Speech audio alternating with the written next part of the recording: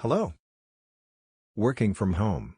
It sounds like a dream, but for many of us, it's become a reality, and in this short video we will present some tips and tricks to help stay motivated and productive while working from home.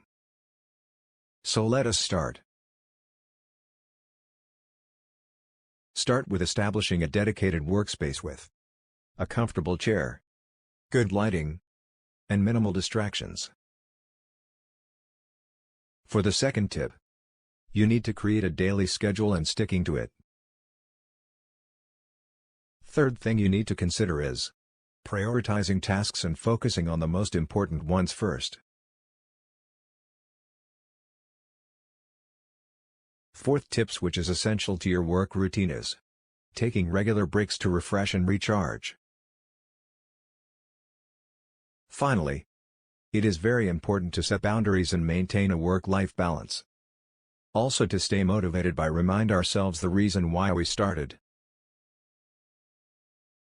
So, by implementing these strategies, it can help to create a more structured and productive work environment, which can help to boost motivation and productivity while working from home.